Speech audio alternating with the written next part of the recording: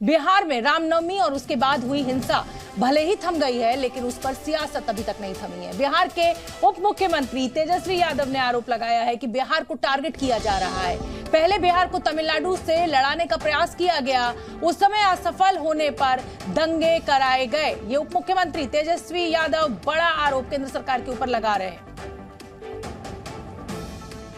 लगभग 118 जगह जो है यात्राएं निकाली गई, शोभा यात्रा, जुलूस निकाला गया, शांतिपूर्ण रहा। 2 जगह जो है केवल घटना हुई और ये लगातार इसको लेकर के सरकार गंभीर है और जिन लोगों का भी इन्वॉल्वमेंट था दंगा को भड़काने में, उन सबको चिन्हित करके सैकड़ों के तादाद में पकड़ा जा रहा है और कठोर से कठोर जो है कार्रवाई जो है सरकार करेगी। सरकार रहे ना रहे, सद्भावना, अमन चैन वो कायम रहेगा। और हम सब लोग देख रहे हैं कि बिहार को लगातार टारगेट किया जा रहा है। पहले तमिलनाडु के लोगों से लड़ाने का प्रयास किया गया, उसमें असफलता ये लोग पाए, तो अब जो है दंगा फसाद, जो पाक महीना है, एक पवित्र महीना चल रहा है, सब लोगों का त्यौहार चल रहा था, उसमें अशांति फैलाना, हिंसा फैलाना, ये कतई हम लोग जो है बर्दाश्त नहीं करेंगे। तो तेजस्वी यादव को आपने सुना। तेजस्वी यादव से पहले बिहार के मुख्यमंत्री नीतीश कुमार ने भी विपक्ष पर पलटवार किया था। नीतीश कुमार ने बिहार में जानबूझकर माहौल बिगाड़ने का आरोप लगाया। उन्होंने बिना नाम लिए प्रधानमंत्री नरेंद्र मोदी और गृह मंत्री अमित शाह पर हमला बोला। तो ये सब जानबूझ करके एक तरह की योजना है, किस तरह से होता है हम तो आप लोगों को क्या बोले। अरे आप लोग भी क्या बोलिएगा, आप लोग सब पटना में हैं, लेकिन जब दिल्ली का देख न लीजिए, अब बाहर का जितना भी है अखबार उखबार सब में क्या क्या ये लोग सोशल मीडिया पर क्या कर रहा है, अनाप शनाप इसी सब का दुष्प्रचार है। यहाँ पर बिहार में कहीं होता है? और 2 लोग हैं, समझ लीजिए, एक राज कर रहा है और दूसरा उसके साथ उसका एक है एजेंट है, अब वो मिलकर के ये सब इधर उधर कर रहा है, समझ गए ना। और हम आपको बता दें कि पिछले दिनों जब गृह मंत्री अमित शाह बिहार पहुंचे थे तो उन्होंने राज्य की कानून व्यवस्था को लेकर नीतीश कुमार पर हमला बोला था।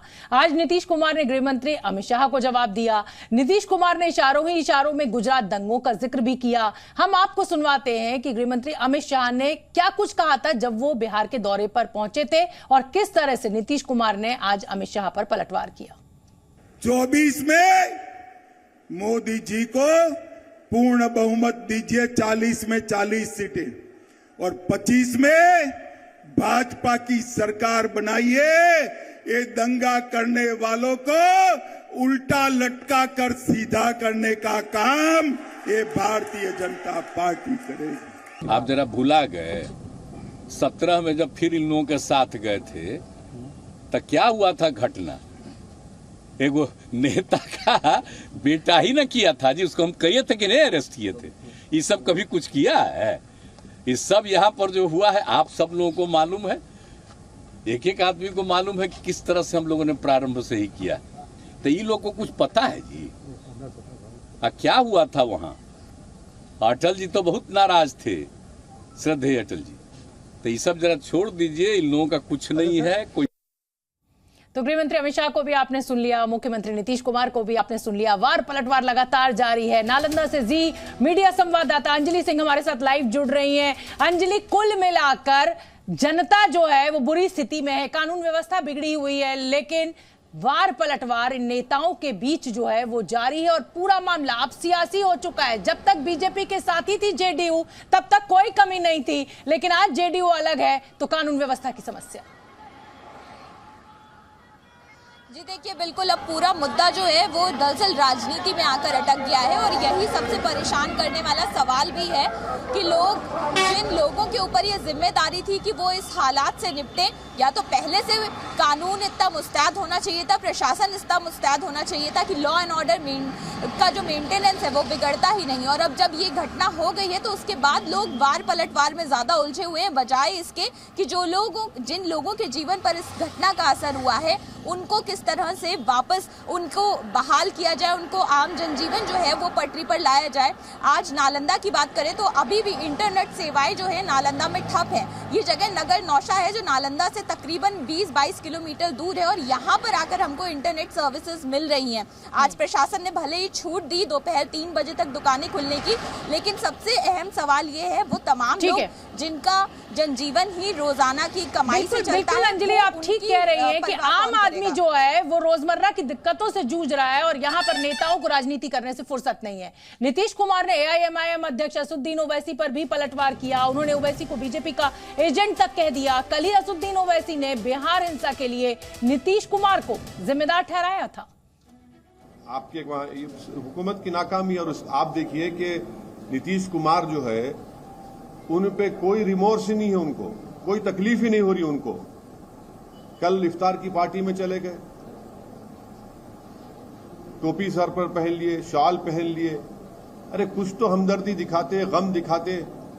और वो आरजेडी का जो नेता है वो कहता है कि ट्वीट कर दिया। अरे भाई जबान से बोलो ना, कंडेम करो। तो ये पूरी खुली साजिश है कि बीजेपी इस तरह से ये जो राइट हुआ है बिहार में उसके जरिए से वो अपना कंसोलिडेशन करना चाहते हैं और नीतीश कुमार और तेजस्वी यादव ये चाहते हैं कि मुसलमानों को बिहार के हमेशा उनके दिलों में खौफ पैदा कर दिया जाए। एमआईएम क्या चीज है? वो बिल्कुल जो केंद्र में है रूलिंग, उन्हीं का वो एजेंट है। समझ गए कि नहीं?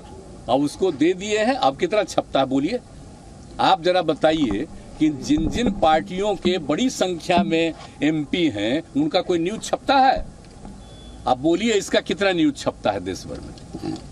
आप जरा बताइए। तो इसी से पता चल जाता है कि एजेंट किसका है, कहाँ न्यूज छपता है, कहाँ का रहने वाला है और यहाँ क्या उनका है, कुछ है। तो ये तो बाजाब्ता उनके खास है। और जानबूझ करके कहा कि कुछ हम लोगों पर भी बोलते रहो हल्का फुल्का, लेकिन बाद में वही है, उस पर तो कंट्रोल है। हमसे तो मिलना चाहते, हम मना कर देंगे, सवाल ही नहीं पैदा होता। राजनीतिक वार पलटवार के बीच आज बिहार विधानसभा में भी जबरदस्त हंगामा हुआ। सदन की कार्रवाई शुरू होते ही बीजेपी विधायक सदन के अंदर वेल में आ गए और हिंसा को लेकर नीतीश कुमार से जवाब मांगने लगे। हंगामा होता देख विधानसभा अध्यक्ष अवध बिहारी चौधरी ने भी विधायकों को अपनी सीट पर जाने के लिए कहा, लेकिन जब विधायक नहीं माने तो स्पीकर ने मार्शल्स को बुलाकर विधायक जीवेश मिश्रा को सदन से बाहर का रास्ता दिखाया। मार्शलों ने बीजेपी विधायक को उठाकर सदन से बाहर निकाला। विधायक ने मार्शलों पर बदसलूकी का आरोप लगाया और स्पीकर पर भी पक्षपात करने का आरोप लगाया।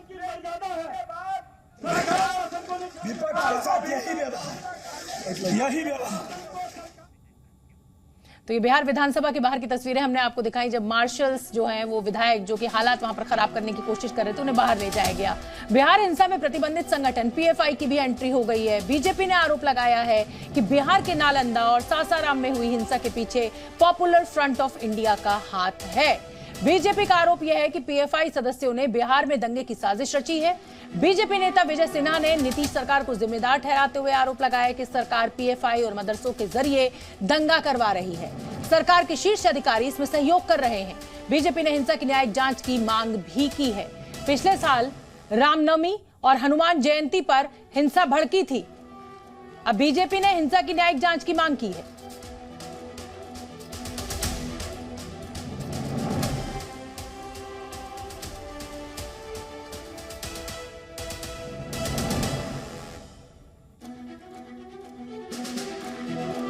तो बीजेपी ने हिंसा की न्यायिक की जांच की मांग की है। कुल मिलाकर ये पूरा मामला सियासी हो गया है। पीएफआई सदस्यों ने बिहार में दंगे की साजिश रची है। बीजेपी लगातार नीतीश सरकार पर हमलावर है। नीतीश सरकार पीएफआई और मदरसों के जरिए दंगा करवा रही है, यानी सीधा सीधा आरोप नीतीश सरकार के ऊपर कि इस दंगों को एक तो काबू नहीं पा रहे हैं नीतीश कुमार, और दूसरा ये दंगे भी नीतीश कुमार के द्वारा पीएफआई और मदरसों के साथ मिलकर कराए जा रहे हैं। इस पूरी हिंसा की जांच, न्यायिक जांच होनी चाहिए, ये बीजेपी ने बड़ी मांग की है। तो बिहार हिंसा के पीछे क्या पीएफआई का हाथ, ये एक बड़ा सवाल बीजेपी के द्वारा उठाया जा रहा है।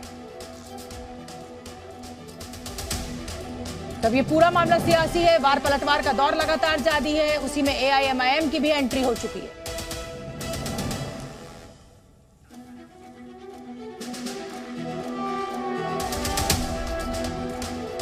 और बिहार के सासाराम में ताजा हालात क्या हैं, उस पर जी न्यूज की संवाददाता अंजलि सिंह ने एक रिपोर्ट हमें भेजी है, वो रिपोर्ट आप देखिए। 31 मार्च को रामनवमी के जुलूस के दौरान नालंदा के बिहार शरीफ में हिंसा भड़की, जिसके बाद प्रशासन की ओर से तमाम एहतियाती कदम उठाए गए। और आज की अगर बात करें तो आज की तस्वीर कुछ ऐसी है कि 3 बजे तक की छूट दी गई थी तमाम बाजारों को खुलने की, और इसके बाद धारा 144 लगा दी जाएगी, यानी सख्त नियम कानून जो है वो लागू हो जाएंगे। लोग भीड़ में इकट्ठा नहीं हो पाएंगे। और इस बीच आपको दिखाते हैं कि अब जो है वो दुकानें बंद होने का समय हो गया है, तो इस दौरान लोग अपनी दुकान के शटर गिरा रहे हैं। ये नालंदा का मुख्य मार्केट है, बिहार शरीफ टाउन जो है उसका मुख्य मार्केट है रामचंद्रपुर का। और यहाँ पर आप देखेंगे अभी कुछ एक दुकानें खुली हैं, जबकि ज्यादातर दुकानें अब धीरे धीरे बंद होना शुरू हो गई हैं। और लोग फिलहाल जो है अपनी दुकानों पर ताला लगा रहे हैं। और प्रशासन की ओर से ये सख्त निर्देश दिए गए हैं कि 3 बजे के बाद किसी भी तरह की रियायत नहीं होगी। तो सुबह से ही दुकानों पे भीड़ नजर आ रही थी और फिलहाल लोग दुकान में ताला लगाकर वापस जा रहे हैं। आज कितने से कितने बजे तक दुकान खोली आपने? ये सुबह 8 बजे से दोपहर को 3 बजे तक का था। तो आज जो छूट मिली थी, रियायत मिली थी, लोग आ रहे थे ज्यादा सामान खरीदने, भीड़ ज्यादा थी? भीड़ तो सुबह 10 बजे तक था। हाँ। और फिर नॉर्मल कुछ ये सन्नाटा होना शुरू हो गया। अच्छा, तो आप लोगों को क्या हिदायत दी गई है आज प्रशासन की ओर से? प्रशासन का था कि आप 2 से 2:30 बजे तक बंद करने का ही है इजाजत, उसके बाद पूरे बंद करने का है। जी न्यूज़।